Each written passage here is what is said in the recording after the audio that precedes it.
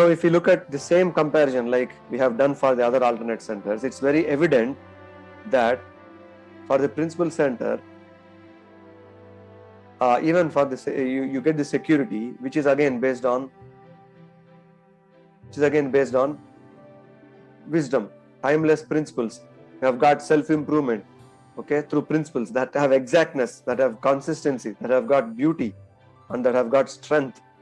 They are immovable, unchanging, unfailing, and they are the core which are enabling you to see any change as an exciting adventure or as an opportunity. Similarly, they are giving you the guidance like a life compass. It is showing you where you are today, and it is telling you where you need to go.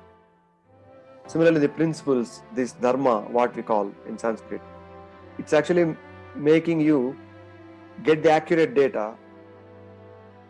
Because, for example, what is dharma? We say dharma is something which if you try to do to yourself, or if you try to do with the other people and other people try to do it to you, if the whole world is doing the same thing, for example, you want to help other people, some others want to help you, is it not good? So dharma is something which if everyone else follows it, and if everyone else in the world follows that, the whole world should be happy and there should be prosperity. So that is dharma. So when you are doing any task that is dharmic or that is principle centered, you feel happy, you feel the inner peace, you don't have any feeling of guilt, you don't have fear. So when you are doing these things based on principles, you are automatically doing everything good. On the other hand, if you are not doing these things, it is adharma. Like for example, you want to rob other people, you want to damage other people, and if everyone else thinks the same thing with one another, with you, then the whole world crumbles, isn't it? This whole world will get damaged because everyone is trying to do the damage to other person. In the first case, everyone is trying to help other person. The whole world will be helping each other, one another. This world will help itself to grow, to become happy, to become prosperous. On the other hand, if we are following adharma, which is not non-principle centeredness, you are actually crumbling. So this is not correct. That's the reason the data, the guidance you are getting if you are following principles is the right guidance, and this will make your decisions implementable and meaningful. And principles don't have emotions, sun does not have emotions, nature does not have emotions. You support the nature, it will support you back. You try to destroy the nature, nature will also provide some calamities. So there is no emotion there, it's the balancing act what the nature is doing. Similarly, the principles always have that balancing act, maybe in the long term or sometimes even in the short term. So principles give you the guidance which is timeless, which is accurate, and it's away from emotion, so it will not be wrong. People with emotions can make sometimes mistakes if you are sad, if you are dull, if you are angry about someone. At the same time, with principles in your mind, you are always doing conscious decisions. You are not just taking decisions out of emotion or out of haste or out of some grudge on someone. You are making the decisions based on your conscious awareness and with all, your exploration of all the possibilities, and in that particular situation, what is good, you are making your decisions based on those things. So similarly, wisdom. You always have the view of long-term consequences, because we learned in the previous sessions that your action, even if it is based on principles, is within your circle of concern, but the results are mostly outside in the circle of concern. So your actions are internal, actions are within your control, but the results and the consequences are external to you. So definitely when you have principles in your mind, also your wisdom is based on those long-term consequences in your mind, and it will give you a balance. It will give you the wisdom to keep that balancing nature even when you are making your decisions and planning your actions. So there is a quiet assurance the principles are giving to you that you are making those wise decisions. Similarly, you may learn to act and think differently compared to the vast majority of the world, because most of the world is reactive in nature, whereas you can be proactive, you can be thinking differently, because you know that the values based on principles will give you that competitive edge also. Then even when you are trying to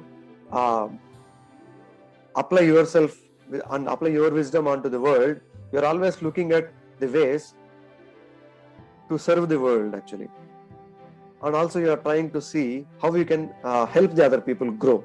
As for example, you became a leader, you also want to see that for the world to be happy, it's not enough that I just remain as a leader, but also I need to bring other people up, at least to my level or even better than me, so that the future generation would be good, comparatively better than my generation.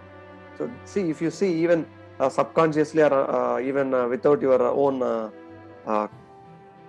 conscious awareness, lot of great people in the past, they have always exhibited this principle centeredness to invent something for the sake of mankind.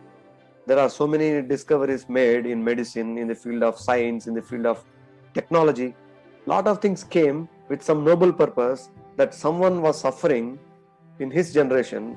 They used the principle centeredness, maybe even if they were not aware of that, but with only some good emotions in their heart that they need to help the mankind. They invented all those things. Today we are seeking the benefits of all those things. We are actually realizing the benefits of all those things. So they had that vision, long-term consequences. They made some actions and the results are felt today. So they, even in those days, they sought to serve the people and they wanted to build a good future for the next generations, which we are seeing today. So that's the wisdom we will get if you are principle centered. So in that case, every experience for you looks as a wonderful opportunity. Similarly, the power. Your power is only limited to the extent you understand the principles. So this is much better than the other alternate centers, because in other alternate centers, there is a very big restriction. But in this case, the restriction is only on your understanding. If your understanding is weak, maybe your influence is only felt a little bit by yourself and by the other people. But if your understanding of these correct principles and following those principles is good enough, large enough, then also the impact you are creating, the positive impact you are doing, the consequences of what you are doing, everything will be much bigger, even if they are limited by your understanding. Okay, so you become a self-aware person, a wise person, a proactive individual, and you are largely unrestricted by the attitudes, behaviors, and actions of other people. So in any case, you are already independent because you are following the principle-centered thinking. And further, you have the power because you know how you can also be interdependent with the other people, because you always have good values, right? You feel I am important, other people are also important. I am not just living alone in this world, I am living with the society along with me. So if I alone become leader, it's not enough, I am also making other people as leaders. So what you are doing, you are trying to make interdependency, and by being interdependent also, you have your freedom. So you are experiencing that interdependent freedom rather than just individual freedom. This is actually the habit number 5, where you think about making yourself understand others and others to understand you. So this is the power of being principle centered as a person. And if you have got that principle centeredness in your circle of influence. Thank you for watching. Please like, share and subscribe. See you in the next video.